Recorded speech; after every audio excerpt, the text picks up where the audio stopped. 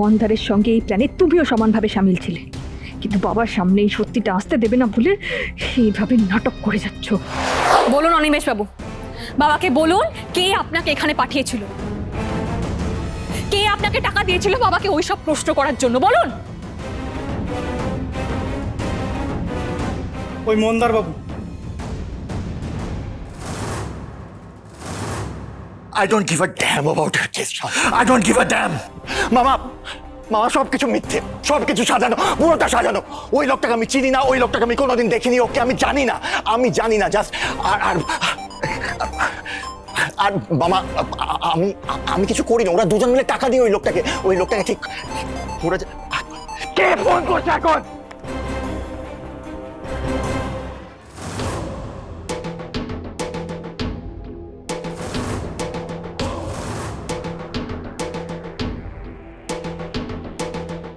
কি মন্দার বাবু,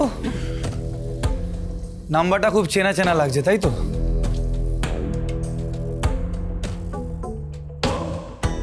এই যে স্যার, এটা অনিমেষ বাবুর ফোন। এই ফোনে আসা কিছু ভয়েস মেসেজ আমি আপনাকে শোনাতে চাই।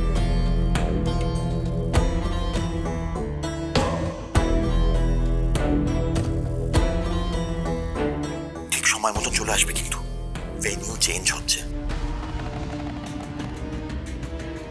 আজকের প্রেস মিটটা আমাদের বাড়িতেই হচ্ছে।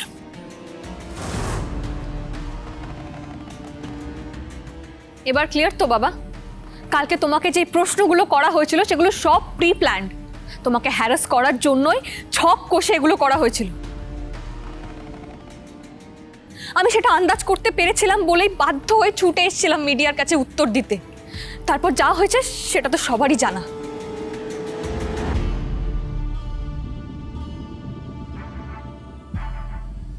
নিন, আপনি বাইরে গিয়ে অপেক্ষা করুন, দরকার পড়লে আপনাকে ডাকবো।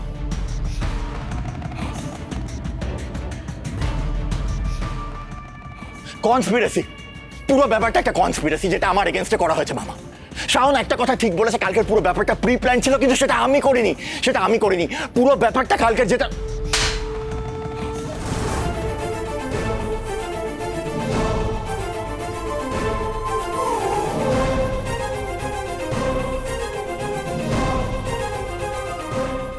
ধরা পড়ে গিয়েও আবার কি নতুন নাটক শুরু করলো পিসিমণি?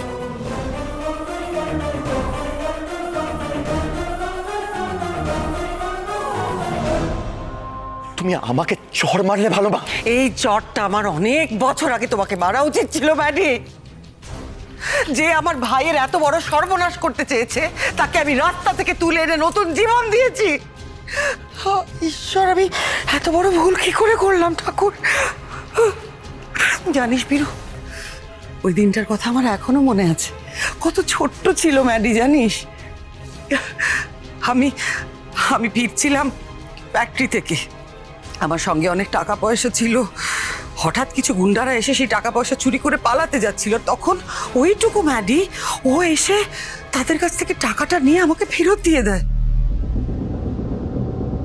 চোখ দুটো দেখে আমার যে কি মায়া হয়েছিল, কত সততা, কত সরলতা।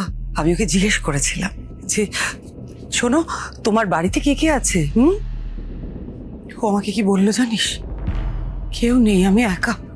আমার এত মায়া হয়েছিল, আমার এত কষ্ট হয়েছিল। আমি ওকে ওইভাবে একা ফেলে রেখে আর চলে আসতে পারিনি বীরু। আমি সোজা ওর হাত ধরে ওকে এই বাড়িতে নিয়ে চলে আসি। আর ম্যাডি, যেদিন তোমাকে আমি এই বাড়িতে নিয়ে এসেছিলাম সেদিন কিন্তু এই মানুষটা একটা প্রশ্নও করেনি। আমাকে একবারের জন্য বলেনি যে দিদি এই ছেলেটাকে এভাবে বাড়িতে রাখিস না, ওকে রাস্তা থেকে নিয়ে এসছিস, ওকে বিশ্বাস করা যায় না, একবারও বলেনি। তুমি দেখতে পাচ্ছ এই মানুষটাকে? সারা জীবন যে তোমাকে এত ভালোবেসেছে, আদর করেছে, সব সময় তোমার ভালো চেয়েছে, তোমার ভালো করেছে, যাকে তুমি মামা বলে ডেকেছো, তার এত বড় সর্বনাশ তুমি কি করে করলে? কেন করলে তুমি? কেন করলে ম্যাডি? তুমি কেন করলে?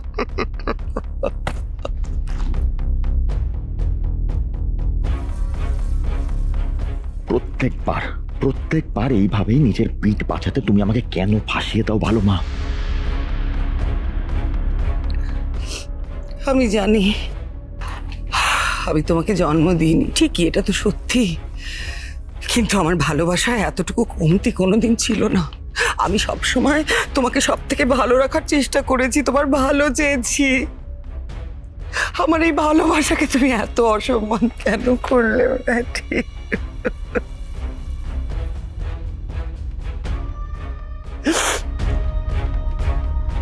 শাওন, শাওন, আমি আমার ছেলের মুখের দিকে তাকিয়ে আমি ওর দোষটা সত্যিই দেখতে পাইনি, বিশ্বাস করো। আমি বারবার শুধু তোমাকেই দোষারোপ করে গেছি। তুমি তুমি পারলে আমাকে ক্ষমা করে দাও শাওন, আমাকে তুমি ক্ষমা করে দাও। তুমি না থাকলে কি হতো বলো? তুমি না থাকলে আমি তো কোনোদিন এত বড় একটা সত্যি জানতেই পারতাম না। আমি তো বুঝতেই পারতাম না যে যাকে আমি ছেলে বলে এত ভালোবেসেছি, এভাবে বড় করেছি, মানুষ করেছি, আগলে রেখেছি, সে আসলে একটা কাল সাপ, সে এত বড় বিশ্বাসঘাতক।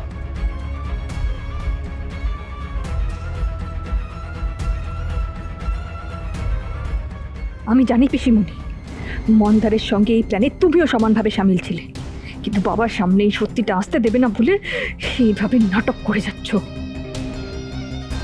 অনেক হয়েছে, আর না।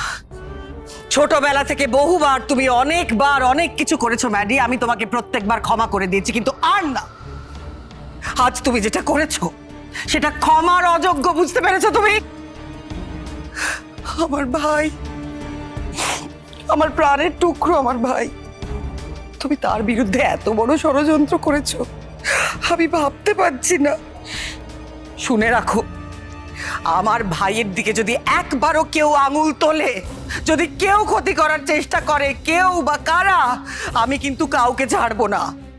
সে যদি আমার নিজের রক্ত হয় তাও তাকে আমি ছাড়বো না। দিদি দিদি দিদি শোনো, আমি ভালো করে জানি যে মন্দা একটা দায়িত্ব জ্ঞানহীন ছেলে, একটা রেকলেস স্পয়েলড ব্র্যাট। ও যে এরকম একটা ষড়যন্ত্র করতে পারে সেটা তো আমি স্বপ্নেও ভাবিনি। আমিও ভাবিনি বীরু, বিশ্বাস কর। আমি দেখ না, আমার হাত পা কাঁপছে, আমি বিশ্বাস করতে পারছি না। আমি ওকে এত ভালোবেসেছি নিজের ছেলের মতো, আমি ওর মুখের দিকে তাকাতে পারছি না। বীরু, বীরু, তুই আমার একটা কথা রাখ বীরু, আজ তুই ওকে চরম শাস্তি দিবি। তুই নিজে ওকে ঘাড় ধাক্কা দিয়ে এই বাড়ি থেকে বের করে দে, বের করে দে তুই। ভালো আমি চুপ! আর একটা কথা যদি বলেছে তোমার এই যেইভাবে টেনে ছিঁড়ে ফেলবো। দিদি তুই কিন্তু খুব উত্তেজিত হয়ে গেছিস, এতটা উত্তেজনা ভালো না, অসুস্থ হয়ে পড়বি, শরীর খারাপ করবে তোর। শরীর খারাপ করছে বীরু, আমি কি করব বল?